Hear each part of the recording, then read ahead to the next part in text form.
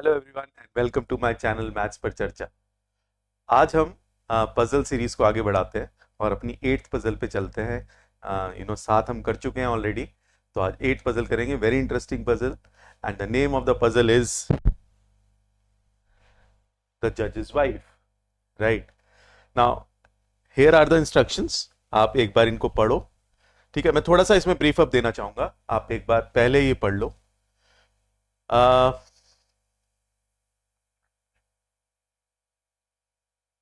ठीक है, इसमें ब्रीफ अप मुझे ये देना है एक पॉइंट का। जब यहां पे लिखा है the product of the letters in the name of the जजेस wife, product of the letters, अब प्रोडक्ट तो नंबर्स का होता है, अब लेटर्स का प्रोडक्ट कैसे हो गया? तो लेटर्स का मतलब यह है कि अगर आप अल्फाबेट में जाओ तो उसके जितने भी लेटर्स हैं, 26 लेटर होते हैं, उनका नंबर 1 से लेकर 26 तक होता है। तो ए का लेटर 1 है, बी का 2 है, राइट, सी का 3 है, एंड सो ऑन। तो वो नंबर्स लेने हैं आपने लेटर्स के। तो जब प्रोडक्ट ऑफ लेटर्स लेना है तो लेटर्स का जो अल्फाबेट में उनका नंबर आता है, जो ऑर्डर में नंबर आता है, वो लेना है आपने। ठीक है, राइट। आप कुछ लोगों को याद होगा, कुछ को नहीं होगा, तो मैं आपको सिर्फ एक छोटा सा एक ब्रीफ अप दे देता हूं कि अगर आप ये याद रखोगे, इसी के आगे लिख रहा हूं, थर्ड के आगे एक होता है इजोटी। इजोटी अगर आप याद रखते हो तो ये 5 होता है इसका नंबर, ये 10, ये 15, ये 20, ये 25। अब क्या है कि इनके आसपास आप नेविगेट कर सकते हो बहुत आसानी से, है ना। जैसे एफ है तो ई के आगे एफ आता है, तो वो 6 हो गया, जी 7 हो गया, एच 8 हो गया, ऐसे ही वाई के बाद जेड आता है, वो 26 हो गया, उससे वाई से पहले एक्स आता है, वो 24 हो गया। तो ऐसे आप थोड़ा नेविगेट करना थोड़ा आसान हो जाएगा। एक बार आप ट्राई कर लो, फिर पॉज करके देन आई विल एक्सप्लेन।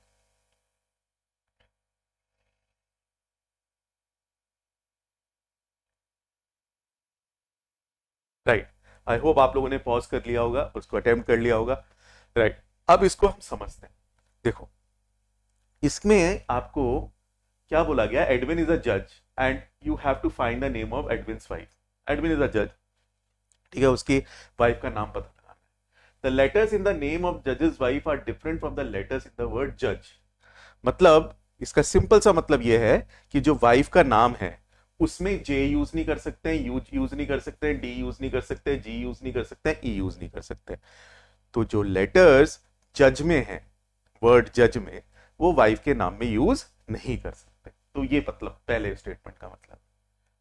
अब उन्होंने बोला second point, the name of the जजेस wife is also a 5 letter word.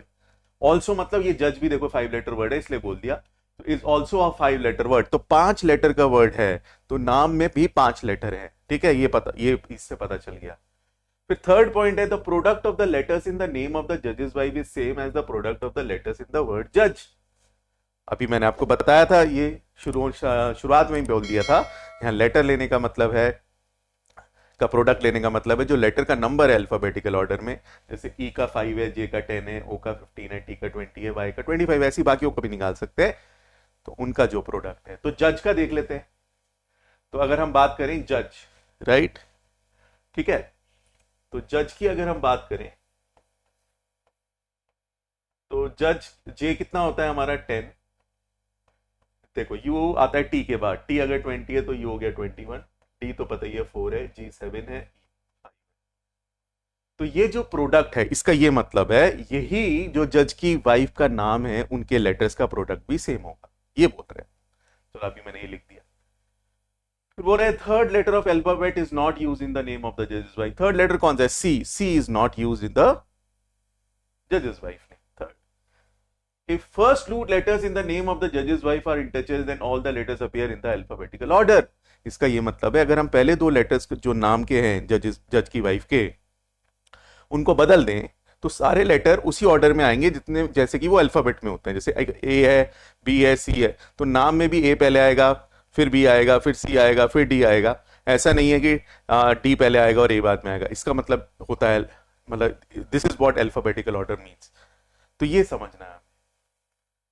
अब ये प्रॉब्लम जो शुरू होती है, वो शुरू होएगी हमारी कहां से, कि ये 10 into 21 into 4 into 7 into 5 दे रखा है।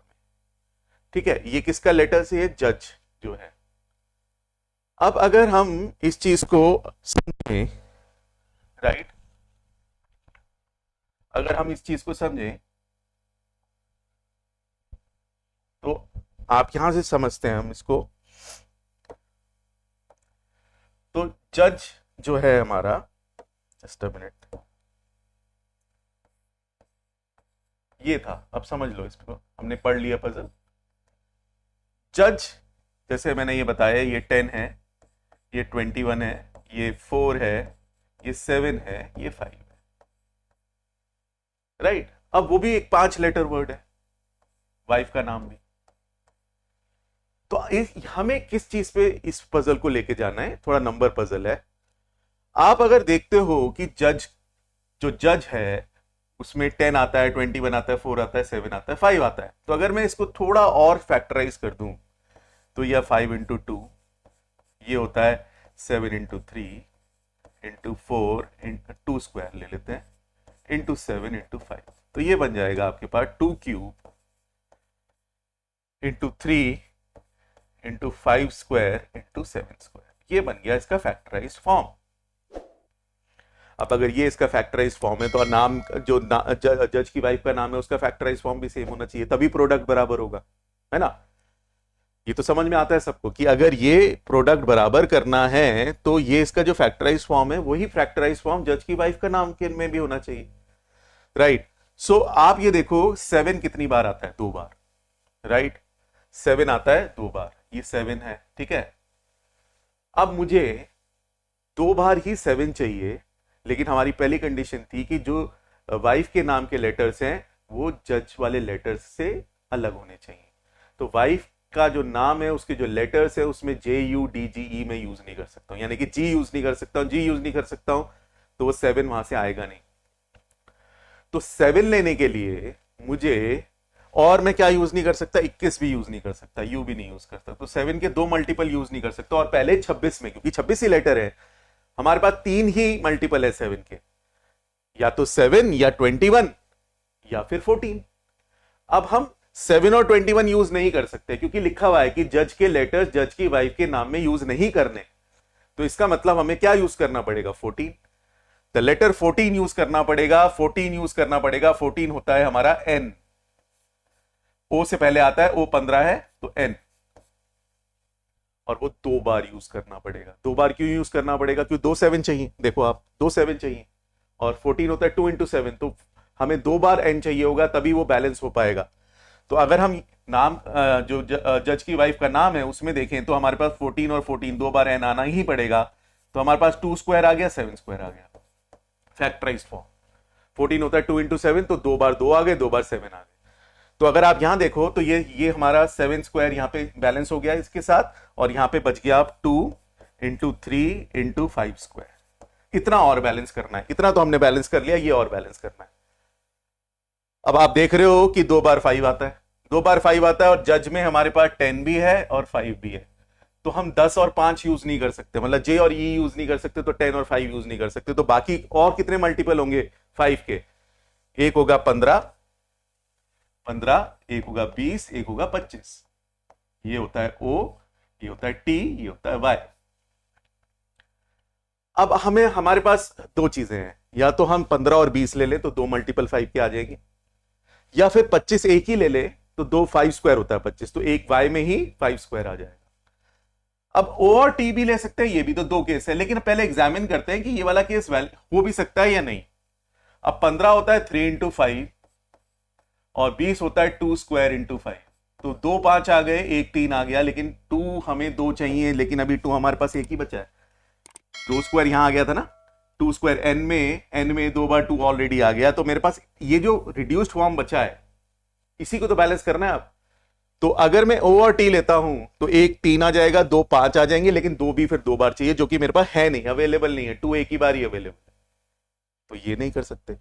तो इसका मतलब है कि मैं Y लूंगा जो कि 25 है, और यहां 5 स्क्वायर आ गया। अब 5 स्क्वायर आ गया तो हमारे पास बच गया 2 इंटू 3। अब एक B ले लो, एक C ले लो, लेकिन हमारी कंडीशन है कि थर्ड लेटर हम यूज नहीं कर सकते। तो थर्ड लेटर नहीं यूज कर सकते तो क्या करेंगे, 5 लेटर का बनाना, अभी 3 ही लेटर आए मेरे पास। तो मैं क्या करूंगा, इसे 2 इंटू 3 6 लिख के इंटू 1 कर सकता हूं। यही चारा है मेरे पास, और कोई चारा नहीं है, राइट। और 6 होता है F, और ये होता है A। तो F आ गया और A आ गया। राइट, तो ये बैलेंस हो जाएगा। अब आप ये प्रोडक्ट करके देखोगे, ये प्रोडक्ट करके देखोगे, सेम ही आएगा, क्योंकि हमारा फैक्टराइज फॉर्म बैलेंस हो गया। तो इसमें फैक्टराइज फॉर्म बैलेंस करना था। कैट का ये नंबर सिस्टम का एक बहुत इंपॉर्टेंट कॉन्सेप्ट है, राइट, और भी एग्जाम्स में यूज होता है, तो इस पजल में उसका यूज कर रहे हैं हम, राइट। तो एज यू कैन सी कि ये बैलेंस हो गया है। अब उन्होंने बोला कि अगर हम पहले दो लेटर्स को इंटरचेंज कर दें तो all the letters appear in the alphabetical order. तो पहले मैं सबको अल्फाबेटिकल ऑर्डर में लिख लेता हूं। ए आएगा, फिर एफ आएगा, फिर एन, एन दो बार आएगा और वाई आएगा। बट ये कब है? जब पहले दो लेटर्स को इंटरचेंज कर दिया। तो इसका मतलब ओरिजिनली क्या होना चाहिए? ये फैनी।